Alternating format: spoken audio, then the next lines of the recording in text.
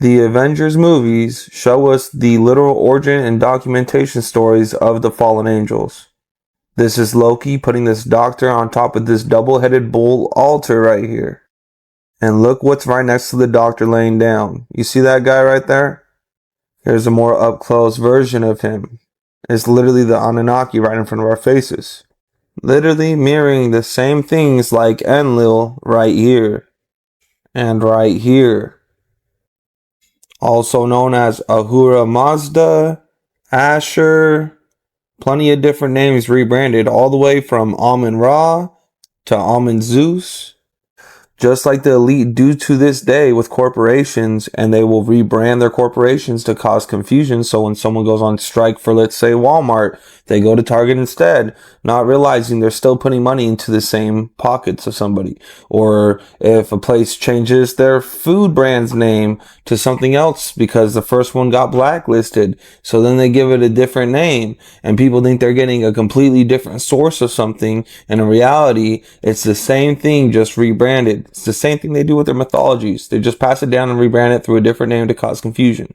That's why you'll see a lot of these same parallels with like Enlil and Zeus, who is, in my opinion, the image being shown right here in the Avengers movie. Enlil was viewed as the king and father of gods in early Mesopotamia. Zeus held the exact equivalent supreme kingship over the Greek pantheon. Both are masters of the atmospheric phenomena, specifically wind, weather, and devastating storms. Enlil's earthly residence and meeting place for the gods was the Eker, the mountain house in Nippur, which mirrors the celestial court, Mount Olympus, that Zeus held that same title. Now, supposedly, they say that this was a picture of Ahura Mazda, also known as Asher. And Ahura Mazda is the supreme uncreated creator god in Zoroastrianism, whose name translates to the wise lord. Ahura Mazda is closest to the Mesopotamian god Asher, sharing a supreme national status and similar winged disc artistic imagery. Ahura Mazda and Asher both share connection to the bull imagery and winged disc iconography due to deep ancient cultural exchanges between ancient Persia and Mesopotamia. As we read before, Enlil and Zeus are both supreme ruling deities who command the sky, wind, storms in their respective mythologies, sharing striking structural parallels as patriarchal heads of the divine assembly. While Enlil is the ancient Mesopotamian lord of the air, reigning from the temple Eker, Zeus is the chief Olympian god of Greek tradition, ruling from Mount Olympus. Both ruled from mountain houses, as you can see at the bottom right here under me. In ancient mythology, Amun, later merged as Amun-Ra, is considered the direct Egyptian equivalent and most like Zeus, serving as the supreme king of the gods. He held the highest rank in the pantheon, much like the Greek ruler of Mount Olympus, Zeus, associated with supreme political power, cosmic creation, and protection of the pharaohs. There's even a hotel that's called Amun-Zeus because the two merged in mythology. The hotel sits atop a historic site that originally featured a sanctuary dedicated to the god Dionysus in the 8th century BC. Later in the 5th century BC, a temple dedicated to Amun-Zeus, you see how that's the same god rebranded over and over, was constructed on the plateau. This deity represents a syncretic fusion of the Egyptian creator god Amun and the Greek king of the gods Zeus, a mythological merging heavily popularized during the time of Alexander the Great. That is when Alexander the Great and the Greeks were merging a lot with the Egyptians, and their mythology merged a lot because it's the same god rebranded over and over, which is exactly why they blend Loki with something that had nothing to do with Loki's mythology, unless it really does, but it's that rebranding over and over again. Again, right here in your face, right there in our face, right there in our face, literally, right there in our face. Right there in our face. You see what I'm saying? All of this is glorifying these superheroes who are really fallen angels, while also telling us plans they have for the future with a lot of the stuff that they do in these movies, in these books, in these comics. A lot of these books, comics, and all that have to do with automatic writing, which is when a spirit inhabitates a body and takes control and writes the story for them.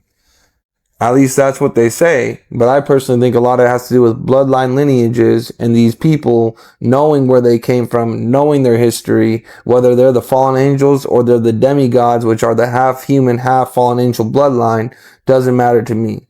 One way or another, they know exactly their storylines and the real history, while giving us fake history and showing the real history through these movies and shows.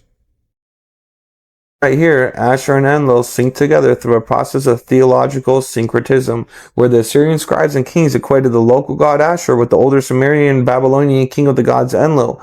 This gave the northern Assyrian deity the cosmic executive power and traditional family traits of the southern. This is the same exact rebranding.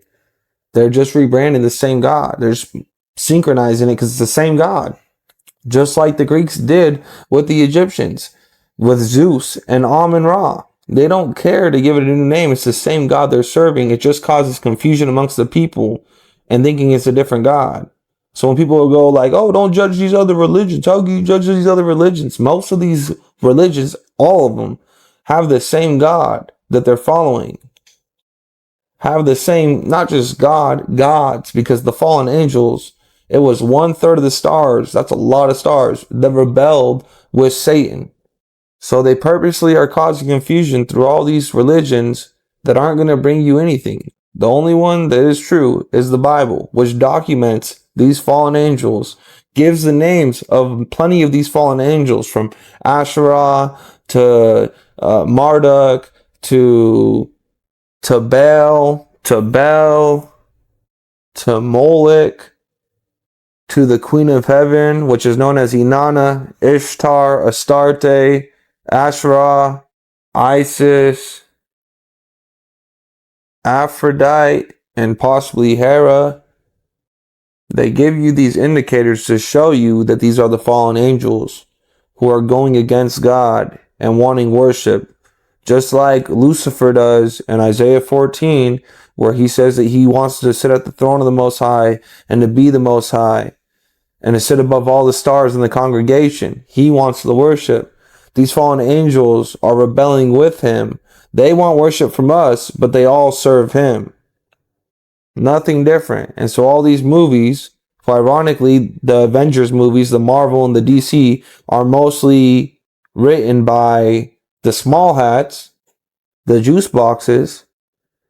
It's because they're showing you the origin stories of their gods or of their fathers and mothers, because that is Satan's synagogue, Revelation 2 verse 9, Revelation 3 verse 9. And so of course they're going to be the ones creating the Marvel and the DC and these characters that people idolize and want to be like so badly. So me personally, man, I haven't watched a Marvel movie since I think the first Avengers movie. I didn't watch, actually, I take that back, the second one. Whichever one it was that had that brother and sister in there that was doing like telekinesis and stuff like that. I don't know, whichever one that is. That was the last one I watched. And I was like, man, this stuff is demonic. This is like not something I want to watch. And that was before I even started going deep in my faith with the Lord. I just started seeing things for what they were. And I got tired of the agenda, right? But they put it right in your face, guys. And even now, like the Marvel corporation, the bigwigs, they've stopped using actual actors, and now they're going to use AI to reproduce the likeness of these actors into future movies. So they laid off a bunch of people, and now they're going to use AI to make the Marvel movies, the creation of the demons.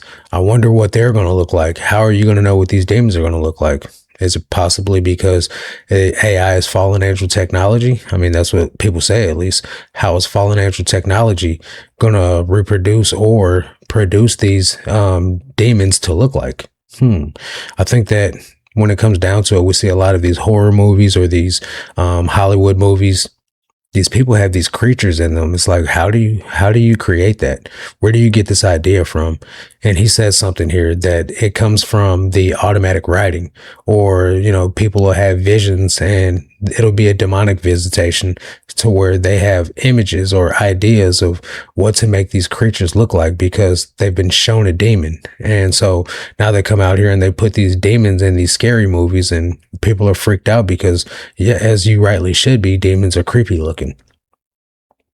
I think that each culture has its different gods that they worship. The Egyptians have their gods, the Greeks have their gods, the Africans, different nations and countries all throughout Africa have their own deities, and it's a lot of ancestor worship going on.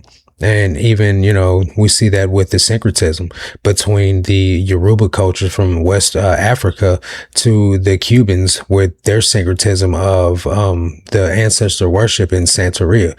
So they worship these orishas, which were also false gods that they deem are powerful and that they worship, they bring offerings to, and that they praise. And that's how they get notoriety or success in certain areas of their life.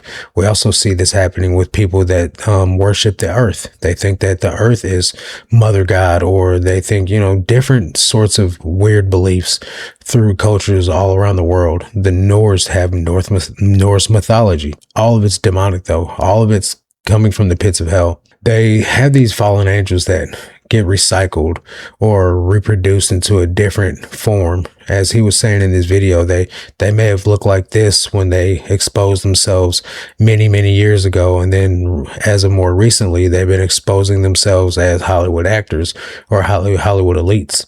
Now, whether you believe that or not, that is a theory that's floating around, that these fallen angels or these people that have wide stream success, or they come out of nowhere, that they're just a fallen angel in another human body.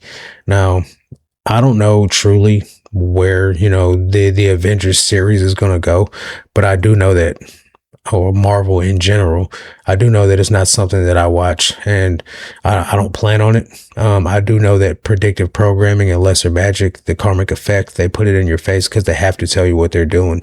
They have to tell you who their god is, and they have to tell you who they're serving. So that's why these movies have these demonic undertones like that, but they mask it as entertainment. So they tell you a vision. And then you fall in line with it. Next thing you know, you're in agreement with something because you think it looks cool or it's just a movie.